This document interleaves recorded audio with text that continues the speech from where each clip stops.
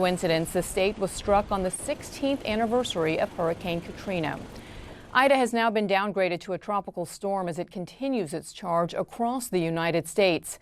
Nadia Romero is on the ground in New Orleans, and she gives us a look at some of the damage there.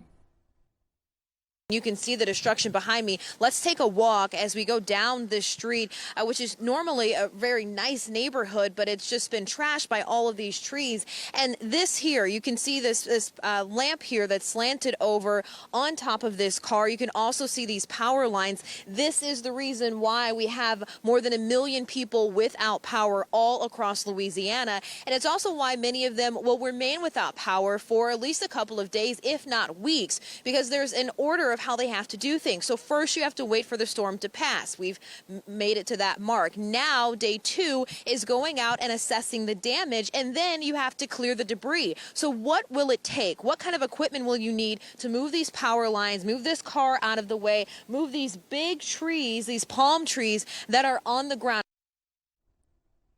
Just devastating images. Our thanks to Nadia Romero on the ground there. And as it moved inland today, Ida brought down trees and power lines across Mississippi. Joining me now is the mayor of the state capital, Jackson. Mayor Antar Lumumba, welcome to the program. Thank you so much for taking time out of it. It's a very busy day for you. I know that you've declared a state of emergency there. What is the situation on the ground in Jackson? Well, first and foremost, thank you for having me, Bianna, and thank you for inquiring about the status of my city. Presently, we've been experiencing consistent rain. The wind has increased over the last few hours, and we have residents who have experienced power outages sporadically across the city. There are some areas where there are down tree limbs and down power lines, but as it stands at this present moment, we have not seen any catastrophic events. The storm has been downgraded, but no one should be fooled by its wrath and some of the damage that it could ensue. We're talking about wind gusts that could be 70 to 90 miles per hour. What are you most concerned about, especially when you see the images out of New Orleans, which is a city that is dark right now? Well, I want our residents to be aware that a tropical storm can still administer pretty severe damage to a city. We're still concerned about flooding potentially taking place within our city, particularly around the flood-prone areas, and we're concerned about potential debris that may be associated with those high winds.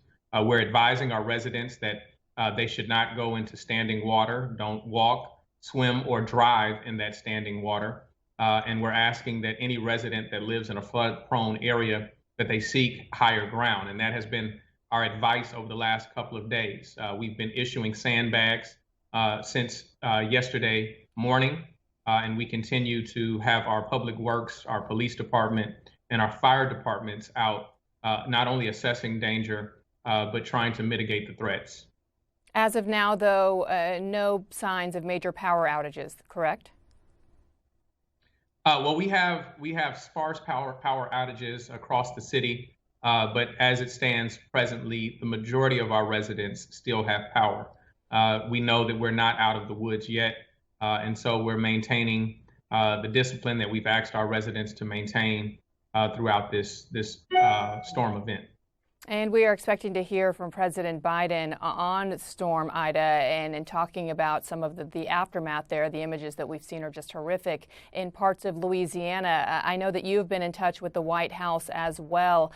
What has that conversation been like? What resources are you asking for, if any?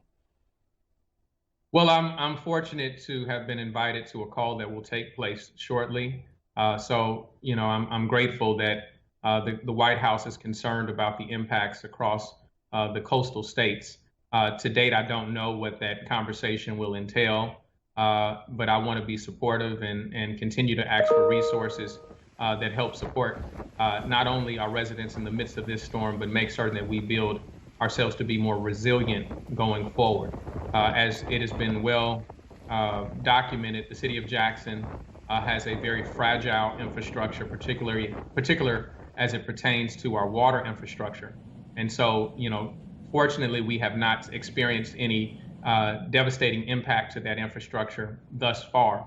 but it is always we're always in a critical state as it pertains to our water distribution systems. I was going to ask you about infrastructure because I know that pipes throughout the city froze during a winter storm recently, and you are concerned about the water supply now. What is your message to residents? Should they be conserving that water now? Well, we have not received any information of water pressure being decreased at this time. We have asked our residents to store up not only potable but non-potable water in anticipation for this storm. Thus far, our infrastructure is holding up. However, that can change in a moment's notice. If that takes place, then as our public works crews are out, not only will they be making necessary repairs, but we will look at distribution efforts in terms of water if that becomes necessary. And this crisis obviously happening as the country continues to battle with COVID, and your state is included in that battle. What is the hospital situation like there right now, given this storm? Are you prepared for patients that may come and citizens that may come in the aftermath of this storm, as well as those that are now dealing with COVID? Well, no pun intended. What this creates is a perfect storm of events taking place. Having our hospitalization rate already at its critical levels, we're concerned about that. We're continuing to maintain communication with not only our county, but state administrators, and hoping that they provide information and relief to our residents. We could ill afford to have a catastrophic event that leads to more calls or more individuals being taken to the hospital. But this is an area of concern, great concern for us in the city. Jackson not only services the residents of our own city, we are the capital of healthcare for the Central Mississippi District. And so we're praying for the safety and praying that residents in surrounding areas adhere to the advice that has been provided to them, so that we don't see unnecessary injury. We are praying for you as well. Mayor Lubumba, I heard the sirens behind you reminding us once again that you are in a state of emergency. Best of luck to you and your residents there. We will continue to be following this story and check in with you later. Thank you so much for joining us. Thank you.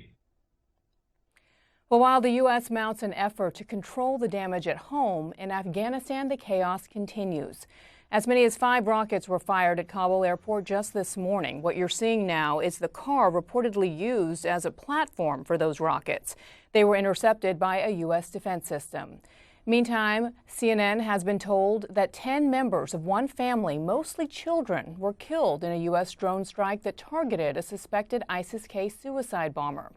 Well, all this sets the scene with just a day left until President Biden's evacuation deadline. Joining me now for the latest is Mike Rogers, a former U.S. Congressman and chairman of the Select